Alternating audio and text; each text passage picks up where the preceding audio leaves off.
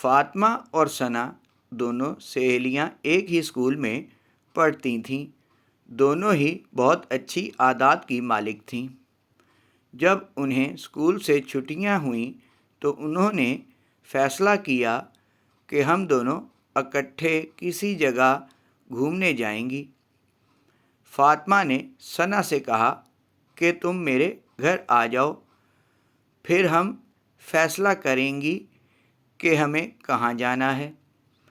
ثنا دوپہر کے وقت فاطمہ کے گھر کی طرف چل رہی تھی کہ اس کے پاؤں کے نیچے ایک لفافہ آ گیا۔ اس نے وہ لفافہ اٹھایا اور فاطمہ کے گھر کی طرف چلتی رہی۔ جب وہ فاطمہ کے گھر پہنچ گئی تو اس نے وہ لفافہ فاطمہ کو دکھایا۔ انہوں نے اسی وقت وہ لفافہ کھولا تو اندر سے ایک پرچی نکلی۔ پرچی کیا تھی؟ ایک گھر کا نقشہ بنا ہوا تھا۔ انہوں نے فیصلہ کیا ہم اس گھر میں ضرور جائیں گی۔ انہوں نے اپنے اسکول بیگ میں سے کتابیں نکال کر اس میں دوسرا سامان ڈال لیا اور اس نقشے کے مطابق گھر کی طرف چل پڑیں۔ چلتے چلتے وہ جنگل کی طرف پہنچ گئیں۔ کسی نے ان سے پوچھا کہ بچوں، آپ کہاں جا رہے ہو؟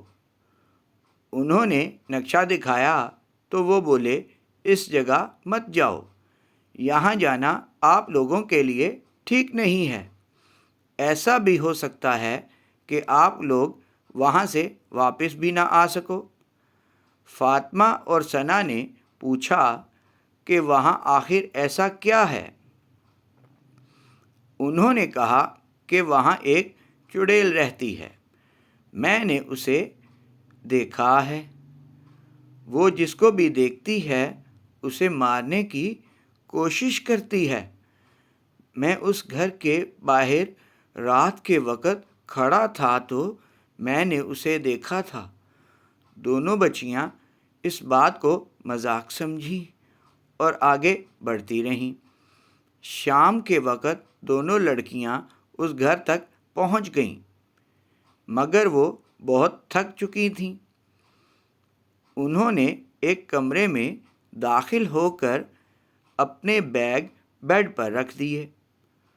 اس وقت اس گھر میں ان کے سوا اور کوئی بھی نہیں تھا۔ انہوں نے سب بتیاں بند کر دیں اور دونوں سونے کے لیے لیٹ گئیں۔ آدھی رات کو ثنا کی آنکھ کھلی تو اسے عجیب و غریب آوازیں آ رہی تھیں۔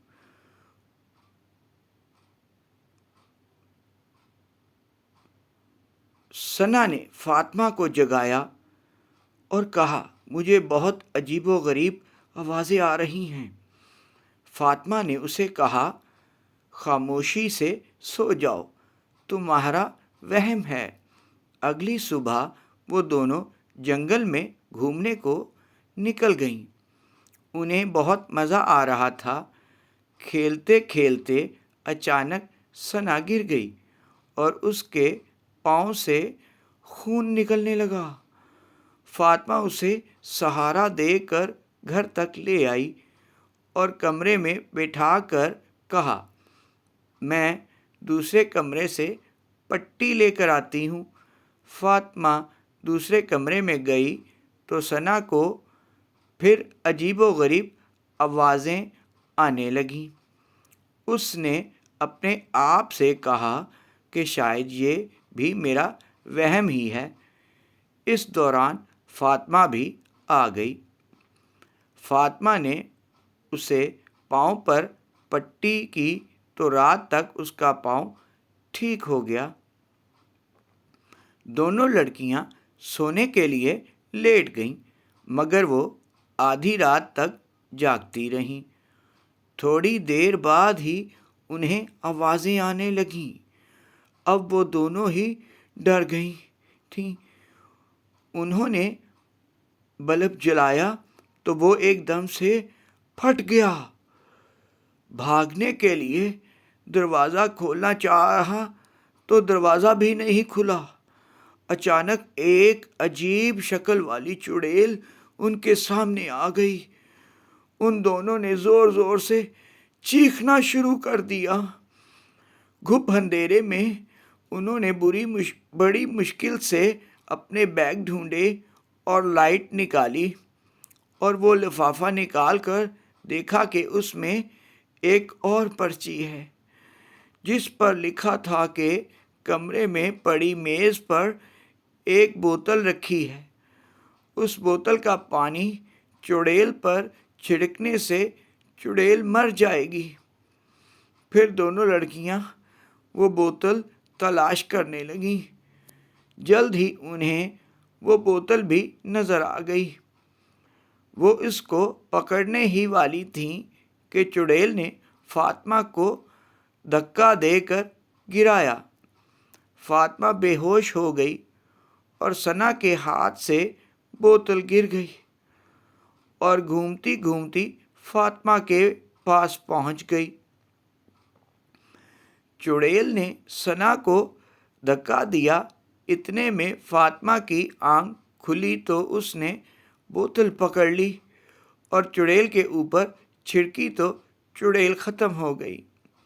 وہ دونوں پھر دروازے کو آرام سے کھول کر باہر نکل گئیں۔ واپسی پر انہیں وہی شخص ملا جس نے انہیں وہاں جانے سے منع کیا تھا۔ دونوں لڑکیوں نے اس شخص کو تفصیل سے واقعہ سناتے ہوئے بتایا کہ اب چڑیل ختم ہو گئی ہے۔ پھر وہ دونوں واپس اپنے گھر چلی گئیں۔